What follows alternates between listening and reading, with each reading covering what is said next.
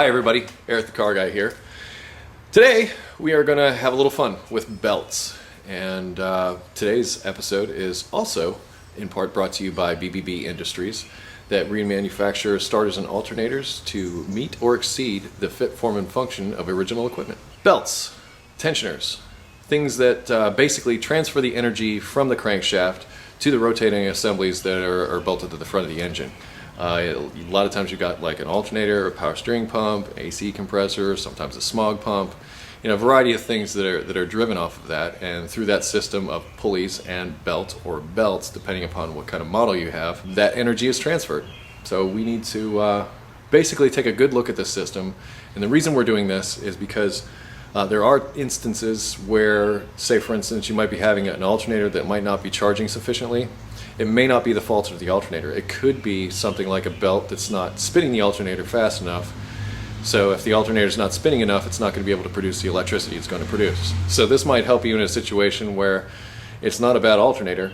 It's really a situation with belts. So why don't we get a look at some of the different problems that can come up and some of the things to look for when we're checking out our drive belts. Let's take a look at the car. You thought we were heading over the engine, didn't you? Well, I just want to talk briefly about what we're looking for when we go over to the engine. When we go over to the engine, we're looking for any abnormalities on the belts or the tensioners themselves. A lot of times what I'll look for is like cracks. Keep in mind that some belts are manufactured to look like they have cracks, so if those cracks look all uniform, that's probably supposed to be there, but if you see a series of cracks that's unevenly spaced, then yes.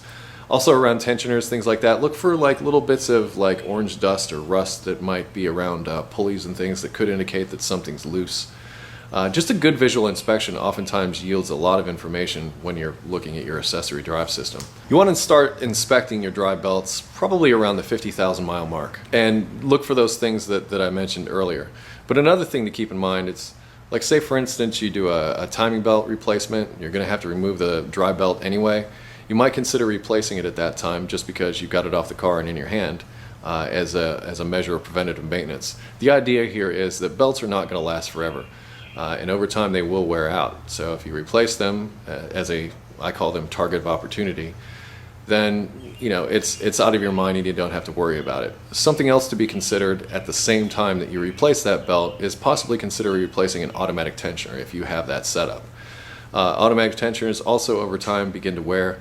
The springs wear out, that kind of thing, and they lose their ability to hold tension on the system. And as I said before, if you've got like say a alternator charging issue or a belt squealing problem that may be the result of that tensioner, there's no better time to do it than when you've got that off the car. So make sure you have that consideration. Now let's go over to the engine and check things out. Now over at this engine, we're going to take a look at the belts, and right off the bat I see an issue. If you look at this pulley and you see just the marks that's leaving, and look at the outside of the belt, that could indicate that this pulley, or actually yeah, this idler pulley is having an issue. And what I'm going to do is I'm just going to come down and try to move it, and actually I do have some movement with it. You can see right off the bat that I've got an issue here. So this might be something we want to consider replacing along with this belt, because if you can see, and check that out, that belt is showing signs of wear. So we really should replace this belt on this vehicle, mainly because of those cracks, but that's what I was talking about. Those cracks were not there to begin with on this particular belt. I'm also going to come over and take a look at the automatic tensioner over here and see if it's aligned properly. And these are plastic pulleys a lot of times on this engine. So you want to try to get down there and see if you see any cracks, any chips that might be out of this pulley, anything that might damage the belt in any way. Also, you can pull up on the belt itself and check its deflection. And if it seems like there's a whole lot here and there isn't any tension on it, then you want to either replace the tensioner or look into what kind of issue you're having, because this loose bearing could also cause a loss of tension. Now I mentioned at the beginning of this video that if a belt is slipping, it can cause an alternator not to charge properly, your AC may not cool properly. Something else to keep in mind is that whenever you got a belt that's slipping, it's going to create heat and friction.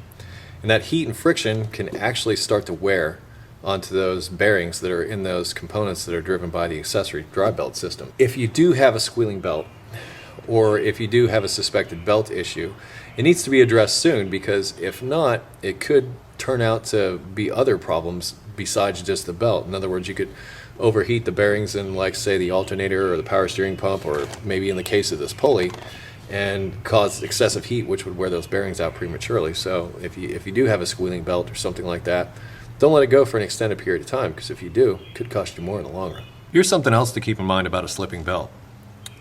It can cause more than just some noise and possibly your accessories not to work properly. You can actually sometimes set a check engine light code. A lot of times it ends up being a misfire code, sometimes knock sensor codes, things like that. I have seen misfire codes before.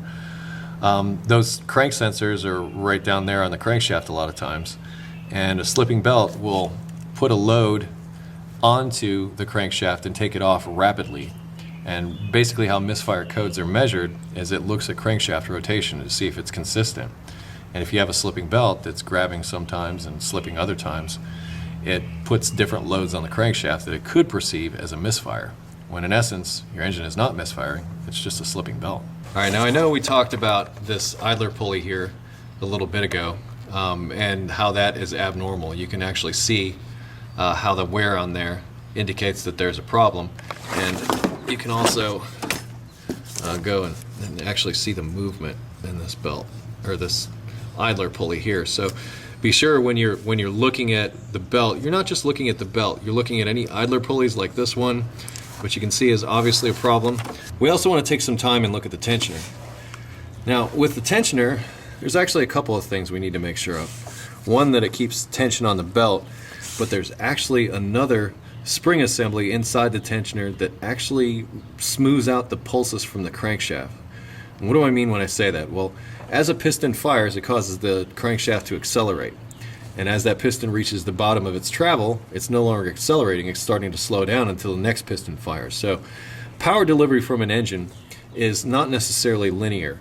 It comes in pulses. So the way they deal with those pulses is they actually have a separate spring assembly inside of this tensioner that helps dampen those pulses. So if you're watching this tensioner while the engine is running, which we're about to do, and you see it bouncing around, you know that that damper part of that tensioner is not necessarily functioning properly. So let's start the engine and get a look at that. Now as you can see, this tensioner, rock solid. So I would say this tensioner is in good shape. However, that is a problem area. You can also hear it a little bit. The point of all this is make sure that you're looking at more than just the belt. Make sure you're looking at the tensioners, because your belt problem may be a tensioner problem or an idler problem, such as with this vehicle. Now I've gone ahead and replaced that faulty idler, and I also went ahead and replaced the belt, and things are looking much nicer here. But one last thing that I'd like to mention in this video is with that tensioner having issue like it did, it's possible that the heat generated from that gets heat and vibration, I should say, gets transmitted to every place else. Think of this belt like a conductor. So if you've got one component that's bad in the drive system here, it can actually cause problems for other things. It could cause this bearing in this alternator to overheat. It could do the same thing with the power steering or the tensioner, or maybe even the water pump. But just keep in mind that if you've got one bad component in the drive system, that heat and vibration can be transferred to all the other components and cause issue with all of that stuff as well. So if you find a problem, the best policy is to fix it right away. Okay, in summary of all the things we learned today, first, you want to start inspecting your drive belts and tensioners and idlers right around 50,000 miles.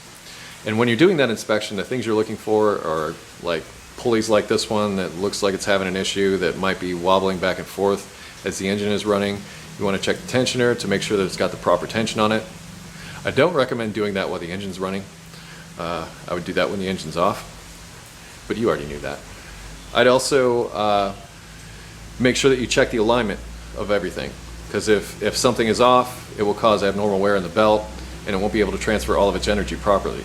And remember that the whole drive belt system is there to transfer energy from the crankshaft to all those accessories. So your AC, your power steering, and your alternator are all driven by those things.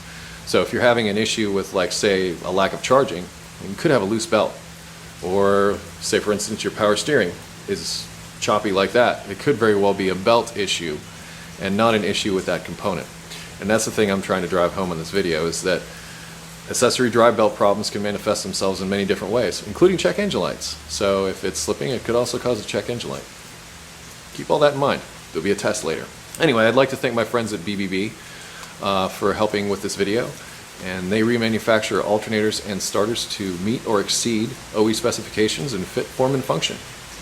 And me, I'm Eric the Car Guy. You can always visit me at EricTheCarGuy.com or follow me on Facebook and Twitter. And, well, let's just close this one out. So be safe, have fun, stay dirty, and be sure to check your belts. See ya.